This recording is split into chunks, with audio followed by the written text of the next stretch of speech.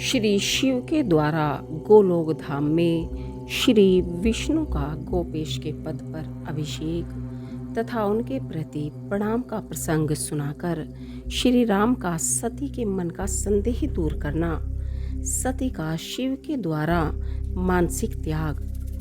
श्री राम बोले, देवी, प्राचीन काल में एक समय परम सृष्टा भगवान शंभु ने अपने परात्पर धाम में विश्वकर्मा को बुलाकर उनके द्वारा अपनी गौशाला में एक रमणीय भवन बनवाया जो बहुत ही विस्तृत था। उसमें एक श्रेष्ठ सिंहासन का भी निर्माण कराया। उस सिंहासन पर भगवान शंकर ने विश्वकर्मा द्वारा एक छत्र बनवाया जो बहुत ही दिव्य, सदा के लिए अद्भुत और परम उत्तम था। तत्पश्चात उन्होंने सब ओर से इंद्र आदि देवगणों, सिद्धों, गंधर्वों, नाग आदि को तथा संपूर्ण उपदेवों को भी शीघ्र वहां बुलवाया। समस्त वेदों और आगमों को, पुत्रों सहित ब्रह्मा जी को, मुनियों को तथा अप्सराओं सहित समस्त देवियों को, जो नाना प्रकार की वस्तुओं से संपन्न थी, आमंत्रित किया। इनके सिवा देवताओं, ऋषियों, सिद्धों और नागों की 16 कन्याओं को भी बुलवाया जिनके हाथों में मांगलिक वस्तुएं थी। मुने वीणा, मृदंग आदि नाना प्रकार के वाद्यों को बजवाकर सुंदर गीतों द्वारा महान उत्सव रचाया। संपूर्ण औषधियों के साथ राज्याभिषेक के योग्य द्रव्य एकत्र किए। प्रत्यक्ष तीर्थों के जलों से भरे हुए 5 कलश भी मंगवाए गए। इनके सिवा और भी बहुत सी दिव्य सामग्रियों को भगवान शंकर ने अपने पार्षदों द्वारा मंगवाया और वहां उच्च स्वर से वेद मंत्रों का घोष करवाया। देवी, भगवान विष्णु की पूर्ण भक्ति से महेश्वर देव सदा प्रसन्न रहते थे, इसलिए उन्होंने प्रीति युक्त हृदय से श्री हरि को वैकुंठ से बुलवाया और शुभ मुहूर्त में श्री हरि को उस श्रेष्ठ सिंहासन पर बिठाया।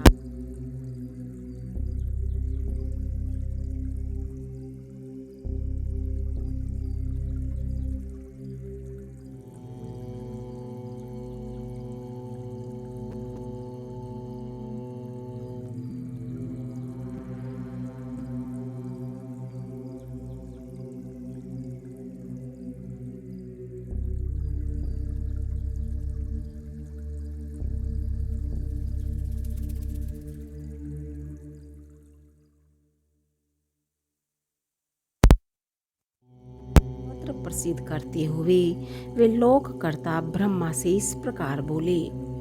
महेश्वर ने कहा, लोकेश, आज से मेरी आज्ञा के अनुसार ये विष्णु हरि स्वयं मेरे वंदनीय हो गए। इस बात को सभी सुन रहे हैं। तात, तुम संपूर्ण देवता आदि के साथ इन श्री हरि को प्रणाम करो और ये वेद मेरी आज्ञा से मेरी ही तरह इन श्री हरि का वर्णन करें। श्री रामचंद्र जी कहते हैं, देवी, भगवान विष्णु की शिव भक्ति देखकर प्रसन्नचित हुए वरदायक भक्त वत्सल रुद्रदेव ने उपयुक्त बात कहकर स्वयं ही श्री गरुड़ ध्वज को प्रणाम किया। तदंतर ब्रह्मा आदि देवताओं, मुनियों और सिद्ध आदि ने भी उस समय श्री हरि की वंदना की। इसके बाद अत्यंत प्रसन्न हुए भक्त वत्सल महेश्वर ने देवताओं के समक्ष श्री हरि को बड़े बड़े वर प्रदान किए। महेश्वर बोले, हरे, तुम मेरी आज्ञा से संपूर्ण लोकों के कर्ता, पालक और संहारक हो। धर्म, अर्थ और काम के दाता तथा दुर्नीति अथवा अन्याय करने वाले दुष्टों को दंड देने वाले हो।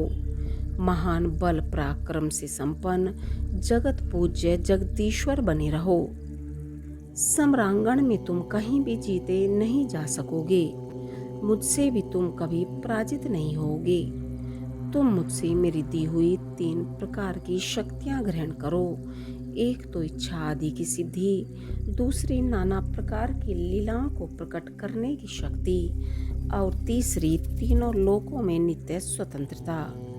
हरे, जो तुमसे द्वेष करने वाले हैं वे निश्चय ही मेरे द्वारा प्रयत्न पूर्वक दंडनीय होंगे। विष्णु, मैं तुम्हारे भक्तों को उत्तम मोक्ष प्रदान करूंगा। तुम इस माया को भी ग्रहण करो, जिसका निवारण करना देवता आदि के लिए भी कठिन है, तथा जिससे मोहित होने पर यह विश्व जड़ रूप हो जाएगा। हरे, तुम मेरी बाईं भुजा हो और विधाता दाहिनी भुजा है। तुम इन विधाता के भी उत्पादक और पालक होगी। मेरा हृदय रूप जो रुद्र है वही मैं हूँ, इसमें संशय नहीं है। वह रुद्र तुम्हारा और ब्रह्मा आदि देवताओं का भी निश्चय ही पूज्य है। तुम यहाँ रहकर विशेष रूप से संपूर्ण जगत का पालन करो। नाना प्रकार की लीलाएं करने वाले विभिन्न अवतारों द्वारा सदा सबकी रक्षा करते रहो। मेरे चिन्मय धाम में तुम्हारा जो यह परम वैभवशाली और अत्यंत उज्ज्वल स्थान है, वह गोलोक नाम से विख्यात होगा। हरे, भूतल पर जो तुम्हारे अवतार होंगे वे सबके रक्षक और मेरे भक्त होंगे। मैं उनका अवश्य दर्शन करूंगा। वे मेरे वर से सदा प्रसन्न रहेंगे। श्री रामचंद्र जी कहते हैं, देवी, इस प्रकार श्री हरि को अपना अखंड ऐश्वर्य सौंपकर उमा वल्लभ भगवान हर स्वयं कैलाश पर्वत पर रहते हुए अपने पार्षदों के साथ स्वच्छंद क्रीड़ा करते हैं। तभी से भगवान लक्ष्मीपति वहां गोप वेश धारण करके आए और गोप गोपी तथा गौओं के अधिपति होकर बड़ी प्रसन्नता के साथ रहने लगे। वे श्री विष्णु प्रसन्न चित्त हो समस्त जगत की रक्षा करने लगे। वे शिव की आज्ञा से नाना प्रकार के अवतार ग्रहण करके जगत का पालन करते हैं। इस समय वे ही श्री हरि भगवान शंकर की आज्ञा से 4 भाइयों के रूप में अवतीर्ण हुए हैं।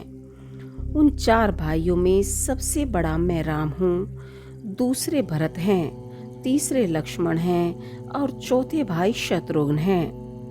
देवी, मैं पिता की आज्ञा से सीता और लक्ष्मण के साथ वन में आया था। यहाँ किसी निशाचर ने मेरी पत्नी सीता को हर लिया है और मैं विरही होकर भाई के साथ इस वन में अपनी प्रिया का अन्वेषण करता हूँ। जब आपका दर्शन प्राप्त हो गया तब सर्वथा मेरा कुशल मंगल ही होगा। माँ सती, आपकी कृपा से ऐसा होने में कोई संदेह नहीं है। देवी, निश्चय ही आपकी ओर से मुझे सीता की प्राप्ति विषयक वर प्राप्त होगा। आपके अनुग्रह से उस दुख देने वाले पापी राक्षस को मारकर मैं सीता को अवश्य प्राप्त करूंगा। आज मेरा महान सौभाग्य है जो आप दोनों ने मुझ पर कृपा की। जिस पर आप दोनों दयालु हो जाएं, वह पुरुष धन्य और श्रेष्ठ है। इस प्रकार बहुत सी बातें कहकर कल्याणमयी सती देवी को प्रणाम करके रघुकुल शिरोमणि श्री राम उनकी आज्ञा से उस वन में विचरने लगी। पवित्र हृदय वाले श्री राम की यह बात सुनकर सती मन ही मन शिव भक्ति परायण रघुनाथ जी की प्रशंसा करती हुई बहुत प्रसन्न हुई, पर अपने कर्म को याद करके उनके मन में बड़ा शोक हुआ। उनकी अंग कांति फीकी पड़ गई। वे उदास होकर शिव जी के पास लौटी। मार्ग में जाती हुई देवी सती बारंबार चिंता करने लगी कि मैंने भगवान शिव की बात नहीं मानी और श्री राम के प्रति कुत्सित बुद्धि कर ली।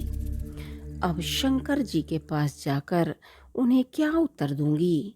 इस प्रकार बारंबार विचार करके उन्हें इस समय बड़ा पश्चाताप हुआ। शिव के समीप जाकर सती ने उन्हें मन ही मन प्रणाम किया। उनके मुख पर विषाद छा रहा था। वे शोक से व्याकुल और निस्तेज हो गई थी। सती को दुखी देख भगवान हर ने उनका कुशल समाचार पूछा और प्रेम पूर्वक कहा, तुमने किस प्रकार परीक्षा ली। उनकी यह बात सुनकर सती मस्तक झुकाई उनके पास खड़ी हो गई। उनका मन शोक और विषाद में डूबा हुआ था। भगवान महेश्वर ने ध्यान लगाकर सती का सारा चरित्र जान लिया और उन्हें मन से त्याग दिया। वेद धर्म का प्रतिपालन करने वाले परमेश्वर शिव ने अपनी पहले की हुई प्रतिज्ञा को नष्ट नहीं होने दिया। सती का मन से त्याग करके वे अपने निवासभूत कैलाश पर्वत पर चले गए।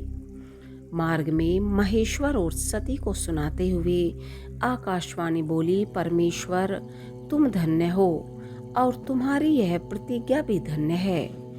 तीनों लोकों में तुम्हारे जैसा महायोगी और महाप्रभु दूसरा कोई नहीं है। वह आकाशवाणी सुनकर देवी सती की कांति फीकी पड़ गई। उन्होंने भगवान शिव से पूछा, नाथ मेरे परमेश्वर, आपने कौन सी प्रतिज्ञा की है, बताइए। सती के इस प्रकार पूछने पर भी उनका हित चाहने वाले प्रभु ने पहले अपने विवाह के विषय में भगवान विष्णु के सामने जो प्रतिज्ञा की थी उसे नहीं बताया। मुने, उस समय सती ने अपने प्राण वल्लभ पति भगवान शिव का ध्यान करके उस समस्त कारण को जान लिया जिससे उनके प्रियतम ने उन्हें त्याग दिया था। शंभु ने मेरा त्याग कर दिया, इस बात को जानकर दक्ष कन्या सती शीघ्र ही अत्यंत शोक में डूब गई और बारंबार सिसकने लगी। सती के मनोभाव को जानकर शिव ने उनके लिए जो प्रतिज्ञा की थी उसे गुप्त ही रखा और वे दूसरी बहुत सी कथाएं कहने लगे। नाना प्रकार की कथाएं कहते हुए वे सती के साथ कैलाश पर जा पहुंचे और श्रेष्ठ आसन पर स्थित हो चित्तवृत्तियों के निरोध पूर्वक समाधि लगा अपने स्वरूप का ध्यान करने लगे। सती मन में अत्यंत विषाद ले अपने उस धाम में रहने लगी। मुने, शिवा और शिव के उस चरित्र को कोई नहीं जानता था। महामुने स्वेच्छा से शरीर धारण करके लोक लीला का अनुसरण करने वाले उन दोनों प्रभुओं का इस प्रकार वहां रहते हुए दीर्घ काल व्यतीत हो गया। तत्पश्चात उत्तम लीला करने वाले महादेव जी ने ध्यान तोड़ा। यह जानकर जगदम्बा सती वहां आई और उन्होंने व्यतीत हृदय से शिव के चरणों में प्रणाम किया। उदार चेता शंभु ने उन्हें अपने सामने बैठने के लिए आसन दिया और बड़े प्रेम से बहुत सी मनोरम कथाएं कही। उन्होंने वैसी ही लीला करके सती के शोक को तत्काल दूर कर दिया। वे पूर्ववत सुखी हो गई। फिर भी शिव ने अपनी प्रतिज्ञा को नहीं छोड़ा। तात परमेश्वर शिव के विषय में यह कोई आश्चर्य की बात नहीं समझनी चाहिए। मुनि लोग शिवा और शिव की ऐसी ही कथा कहते हैं। कुछ मनुष्य उन दोनों में वियोग मानते हैं, परंतु उनमें वियोग कैसे संभव है? शिवा और शिव के चरित्रों को वास्तविक रूप से कौन जानता है? वे दोनों सदा अपनी इच्छा से खेलते और भांति भांति की लीलाएं करते हैं। सती और शिव वाणी और अर्थ की भांति एक दूसरे से नित्य संयुक्त हैं। उन दोनों में वियोग होना असंभव है। उनकी इच्छा से ही उनमें लीला वियोग हो सकता है।